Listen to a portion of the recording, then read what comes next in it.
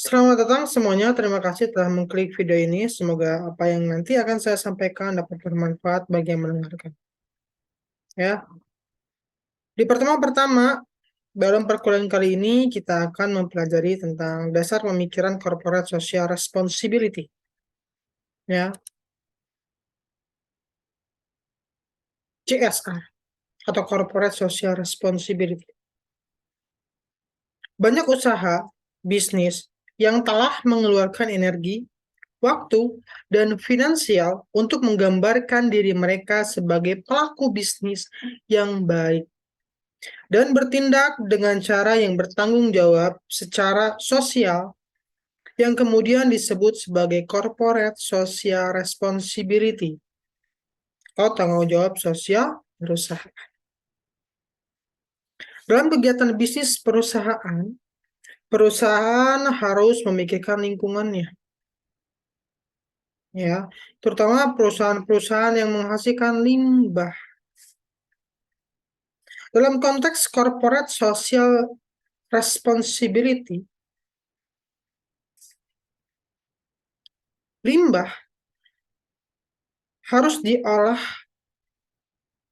harus diperbaiki, harus di-recycle agar tidak berbahaya bagi lingkungannya. Ya,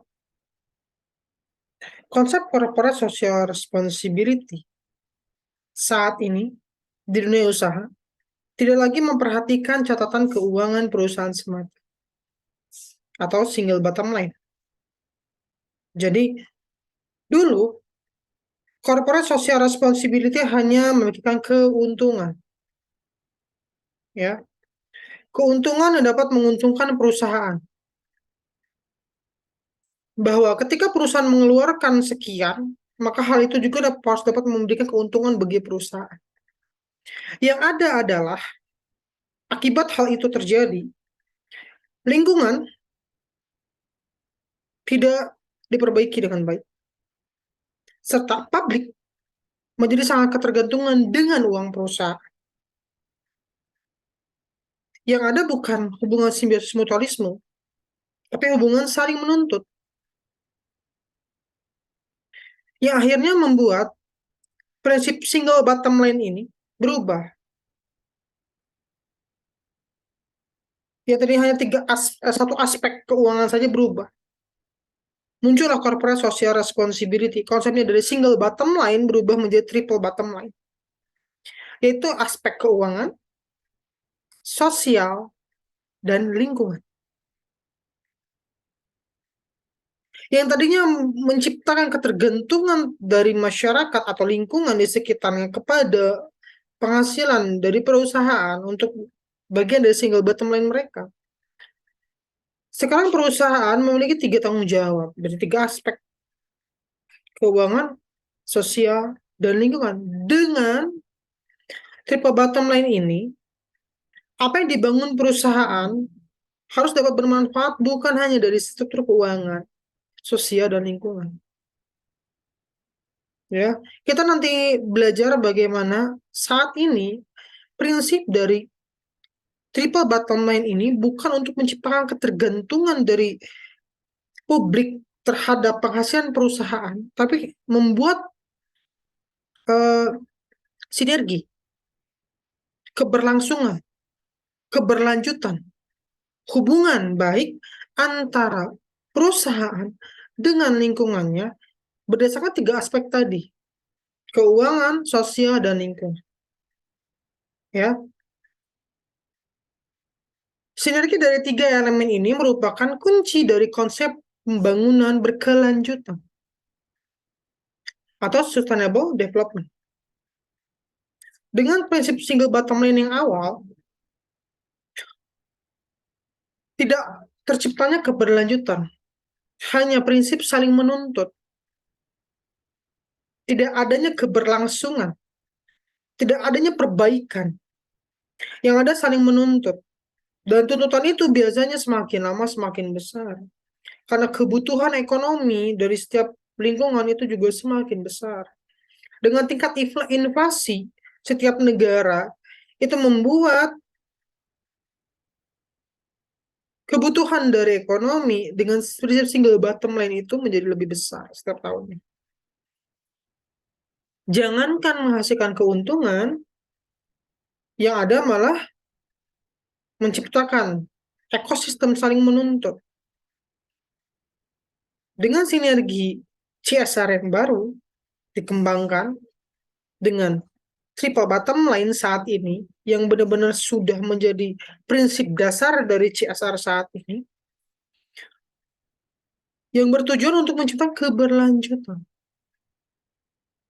Jadi prinsip dasar corporate social responsibility sekarang itu harus berkelanjutan, harus terus-terusan. Bukan hanya sekali kasih selesai sudah, nggak gitu lagi sekarang. Harus memiliki keuntungan yang berkelanjutan terus-menerus, harus memiliki meningkatkan reputasi yang terus-menerus untuk bisa menciptakan reputasi perusahaan dan citra positif bagi perusahaan yang terus-menerus berkelanjutan. Corporate social responsibility adalah sebuah komitmen yang diberikan oleh perusahaan atau dunia bisnis dengan memberikan kontribusi terhadap pengembangan, dengan memberikan kontribusi ekonomi yang berkelanjutan. Hal ini menitik beratkan pada aspek ekonomi, sosial, dan lingkungan. CSR dapat dikatakan sebagai tanggung jawab perusahaan yang bersifat sukarela. Dan salah satu konsep yang mendorong organisasi untuk memiliki tanggung jawab sosial secara seimbang kepada stakeholder dan lingkungannya. Tanggung jawab yang seimbang, yang sesuai. Artinya, ketika perusahaan itu ada, perusahaan itu harus sadar bahwa aspek lingkungan di situ akan berubah. Aspek sosial di situ akan berubah. Terutama jika perusahaan itu menghasilkan limbah yang dapat merusak lingkungan sekitar, yang bisa merusak ekonomi sekitar. Perusahaan harus dapat benar-benar memikirkan konsep tersebut. Kenapa? Karena keberlanjutan perusahaan tersebut tergantung bagaimana ekonomi lingkungannya, sosial lingkungannya, dan lingkungan alam di sekitar tersebut itu mendukung perusahaan terus-menerus. Maka perusahaan itu tidak akan mendapatkan reputasi yang negatif dari lingkungannya. Sehingga keberlanjutan perusahaan tersebut akan terus ada. Dan keberlanjutan lingkungan tersebut akan terus ada. Ya, tanggung jawab dari konsep ini tentu saja banyak sekali disalahartikan. Ya, keberlanjutan di sini bukan hanya untuk perusahaan itu hidup, tapi untuk lingkungan itu tetap hidup. Contohnya adalah lingkungan-lingkungan tambang. Dari tambang pasir, batu bara, semen. Perusahaan-perusahaan yang seperti itu harus memikirkan kegiatan corporate social responsibility untuk meningkatkan aspek ekonomi, sosial, lingkungan di sekitar. Ya, contohnya memperbaiki lahan tambang tersebut dengan berbagai cara. Sehingga tadi lahan yang tadi sudah ditambang dan rusak bisa digunakan untuk hal lain. Entah itu untuk pertanian, entah itu dengan konsep perkebunan, entah itu dengan berbagai macam konsep dasar itu. Sehingga itu merupakan bagian dari konsep CSR perusahaan saat ini. Jadi, dana CSR yang dulu hanya diberikan, sekarang harus dirubah sehingga memberikan keuntungan berkelanjutan. Jika perusahaan dapat merubah lahan tambang yang tadinya rusak menjadi dapat digunakan kembali, jadi pertanian contohnya, itu akan membantu ekonomi dan sosial dari lingkungan sekitarnya. Jadi perusahaan bisa meng-hire petani-petani di sekitar lingkungan perusahaan mereka untuk menggarap lahan yang tadinya tandus, rusak, hancur, bisa menjadi lahan pertanian bagi masyarakat. Jadi konsep ekonomi di CSR ini bukan hanya memberikan secara cuma-cuma dalam bentuk uang, enggak, tapi dalam bentuk kegiatan, dalam bentuk program. Contoh tadi realisasi atau perbaikan lahan tambang, bekas tambang, pasir, tambang batu bara, atau tambang semen tadi contohnya. Nah, jadi keberlanjutan itu akan terus-menerus. Jadi lahan yang tadinya nggak bisa digunakan, bekas tambang itu bisa digunakan untuk pertanian, perkebunan mungkin gitu. Yang digunakan adalah masyarakat sekitar. Nah, hal tersebut dapat meningkatkan reputasi justru. Masyarakat di sekitar itu akan lebih terbantu, dia memiliki lahan sendiri, dan perusahaan akan dipandang positif oleh lingkungan sekitar. Sehingga hal tersebut, kegiatan CSR tersebut, program tersebut, cara tersebut merealisasi lahan-lahan tambang, bekas-bekas pertambangan itu dapat menjadi bagian utama dari menciptakan reputasi positif perusahaan. Itu yang diharapkan dari kegiatan-kegiatan CSR saat ini. Beda dengan zaman dahulu, ya hanya tinggal memberikan selesai. Yang penting perusahaan itu memberikan sebagian dari keuntungan perusahaannya untuk tindakan CSR tanpa adanya memikirkan konsep keberlangsungan di situ atau sustainable development. Ya, makanya dikatakan di sini bahwa CSR merupakan kegiatan yang tanggung jawab perusahaan yang bersifat sukarela. Jadi perusahaan jangan hanya memikirkan keuntungan pribadinya saja. Keuntungan yang diciptakan oleh dia harus bisa memperbaiki konsep lingkungan di sekitarnya juga. Ya, makanya perusahaan harus sukarela, benar-benar memikirkan bagaimana caranya. Ketika lahan tambang itu mereka rusak, mereka harus benar-benar dengan sukarela mereka menyewa puluhan peneliti, teknologi untuk membuat lahan yang tadi mereka rusak menjadi gembur kembali, dapat dimanfaatkan dari hal lain. Kegiatan sukarela ini harus penting, harus dimiliki oleh perusahaan. Kalau perusahaan tidak memiliki konsep sukarela ini, maka kegiatan CSR dan perusahaan tersebut tidak akan menghasilkan keberlanjutan ke depannya. Dan tidak akan masuk ke dalam tiga aspek triple bottom line CSR itu. Ya, ekonomi, sosial, dan lingkungan. Kemudian, CSR tidak hanya terbatas pada konsep pemberian bantuan saja, tetapi konsep tanggung jawab yang lebih luas dan tidak statis. Artinya dinamis, terus berubah sepanjang zaman. Konsep CSR sampai sekarang terus berubah, terus berkembang. Ya, CSR dilakukan guna memperbaiki taraf hidup. Kalau tadi itu hanya memberi saja, sekarang memperbaiki taraf hidup dengan cara yang lebih baik bagi kepentingan bisnis, agenda pembangunan, atau masyarakat pada umumnya. Contoh kegiatan CSR yang berhubungan dengan agenda pembangunan adalah pembangunan jembatan yang berhubungan dengan taraf hidup orang banyak, kepentingan bisnis orang banyak. Bisa dilakukan itu bisa. Jadi uang dari kegiatan CSR ini bukan diberikan secara cuma-cuma, tapi diberikan dalam bentuk kegiatan yang menguntungkan bagi pembangunan sebuah daerah. Misalnya membuat perpustakaan.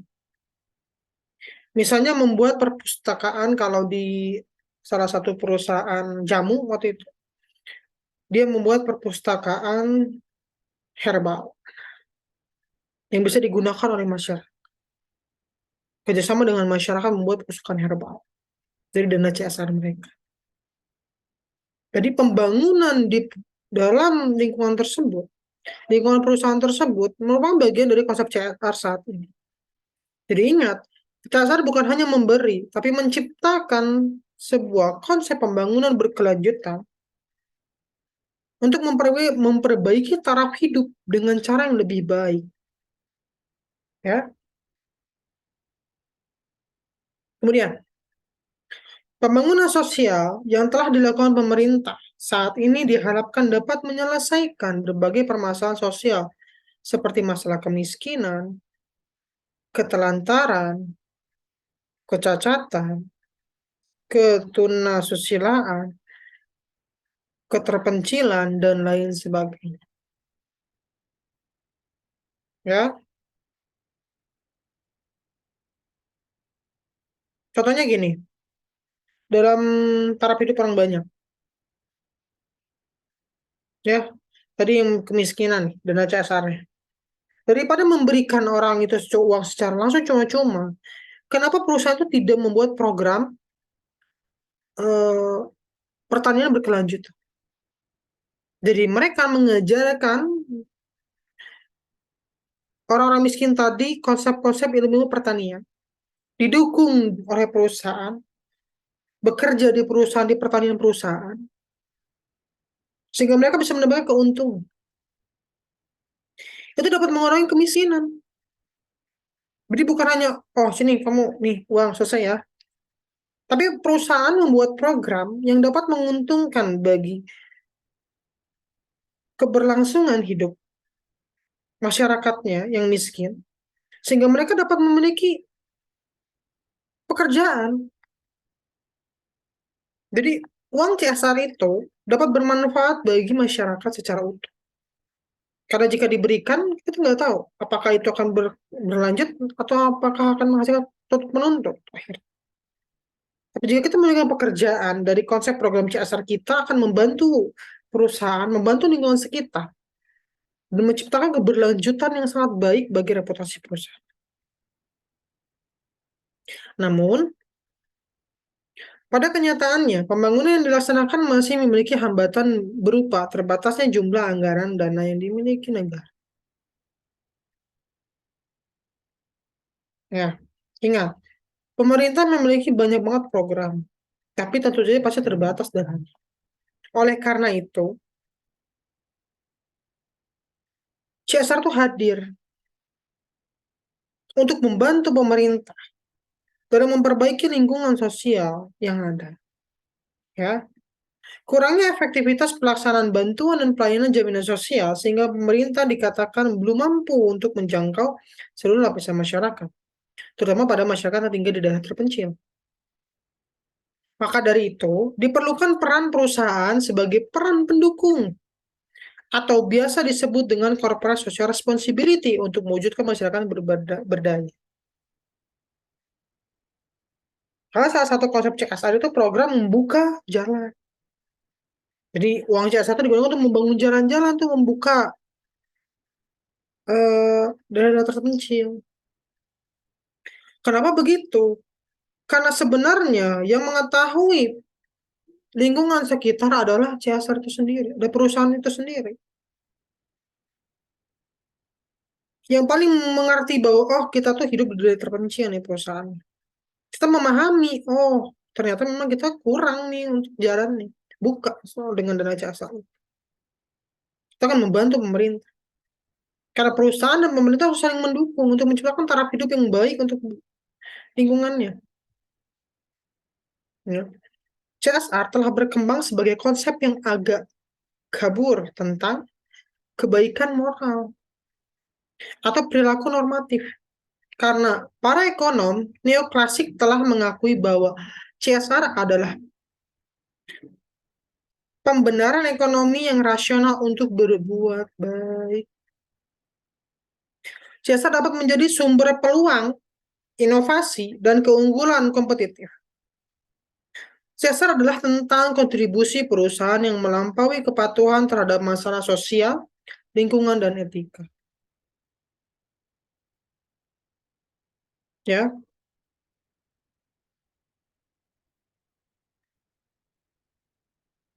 CSR biasanya digunakan ketika mengevaluasi efek bisnis pada masyarakat dan lingkungan. Faktanya, kontributor paling awal telah mengkaitkan CSR dengan filantropi perusahaan, prinsip-prinsip penata layanan, dan etika bisnis. Cara berpikir bisnis telah berubah secara dramatis sejak Friedman dan Levitt berpendapat bahwa satu-satunya tanggung jawab perusahaan adalah memaksimalkan kekayaan pemilik dan pemegang saham mereka. Demikian pula dengan sikap kewirausahaan. Mencirikan CSR sebagai cara mengatasi masalah sosial untuk menimbulkan manfaat ekonomi yang positif untuk memastikan pekerjaan bergaji tinggi dan kekayaan. Ya, beda kalau tadi prinsip perusahaan CSR yang berkembang sebelum tahun 2000-an, sekitar tahun 2000-an lah, di mana prinsipnya filantropi saja, keberlangsungan itu. Sekarang sudah masuk ke efek bisnis. Bahkan kewirausahaan pun masuk ke dalam konsep CSR. Yang dulu dari kewirausahaan tidak masuk, hanya perusahaan sekarang udah masuk CSR. Karena perusahaan atau wirausaha yang besar harus dapat meningkatkan taraf sosial yang baik bagi lingkungannya, memberikan manfaat ekonomi. Ya. Corporate social responsibility adalah bisa dikatakan komitmen yang berkesinambungan dari kalangan bisnis sekarang itu. Dia bukan hanya perusahaan yang berbisnis, wirausaha pun bisa masuk dalam konsep ini. Justru lebih bagus kan. Jadi yang mendukung pemerintah dalam kegiatan CSR ini bukan hanya perusahaan saja, tapi para wirausaha yang jumlahnya juga sangat banyak. Sehingga dengan itu dapat membuat taraf hidup sosial lingkungan-lingkungan sebuah negara, terutama di Indonesia, menjadi lebih baik lagi. Ya, komitmen yang berkesinambungan di kalangan bisnis untuk berperilaku secara etis dan memberikan kontribusi bagi pengembangan ekonomi. Saya meningkatkan kualitas kehidupan dari karyawan dan keluarganya. Nih, ingat, udah berubah lagi sekarang konsepnya. Tadi lebih ke lingkungan eksternal, sekarang internal pun harus dipikirin. Ya, kehidupan karyawan dan keluarga itu harus dipikirin. Itu bagian dari konsep CSR loh. Ya, serta komunitas lokal dan masyarakat luas pada umumnya. Jadi, publik internal perusahaan bagian dari konsep CSR. Strategi-strategi public relations dalam kegiatan CSR ini harus sangat berhubungan, mementingkan berbagai macam publik bagi perusahaan tersebut, lembaga atau organisasi. Kehidupan karyawan yang baik akan meningkatkan potensi kerja mereka dengan sangat. Ya, beda dengan kehidupan karyawan yang buruk akan membuat karyawan itu tidak bisa meningkatkan potensi dia. Yang ada akan terus menurun kinerjanya. Dan dalam konsep corporate social responsibility saat ini, perusahaan-perusahaan harus benar-benar memikirkan bagaimana caranya meningkatkan potensi karyawannya. Karena jika potensi karyawan meningkat, maka perusahaan pun akan meningkat. Ya, semakin bagus karyawannya, maka perusahaannya pun akan semakin baik. Akan semakin efektif, akan semakin efisien. Akan bermanfaat juga bagi ekonomi perusahaan. Ya. Kemudian, corporate social responsibility adalah merupakan bentuk komitmen perusahaan terhadap pemangku kepentingan, baik secara langsung ataupun tidak langsung, dengan meningkatkan kualitas lingkungan dan juga kesejahteraan masyarakat dan mempertimbangkan dampak negatif yang dilakukan perusahaan. Nah, jadi CSR itu tidak hanya memikirkan keuntungan saja, tapi dampak dari apa yang kita lakukan. Kayak tadi kan, jika perusahaan itu perusahaan tambang pasir, apa batu bara biasanya yang ada itu ya tambang-tambang besar-besar itu atau semen, ya mereka tuh memikirkan dampak negatif dari penambangan mereka tuh apa sih, dan bagaimana cara mereka itu memperbaikinya gitu. Jangan sampai nanti perusahaan itu hanya memberikan dampak negatif saja bagi lingkungan, itu hanya akan merusak gitu ya. Kemudian pemahaman atas tanggung jawab sosial perusahaan banyak yang mengartikan hanya sebagai charity, filantropi, dan community development. Padahal tidak seperti itu. Bahkan tak jarang tanggung jawab CSR tersebut hanya dibebankan pada bagian atau divisi tertentu saja. Ya, padahal kenyataannya kegiatan-kegiatan CSR merupakan suatu keputusan strategis yang melibatkan semua sumber daya perusahaan atau suatu keputusan strategis yang menyeluruh. Kenapa? Karena ingat, ada prinsip keberlanjutan di situ. Artinya dari investor, pemegang saham, dari top manajemen sampai lower manajemen akan terlibat dalam kegiatan berkelanjutan itu.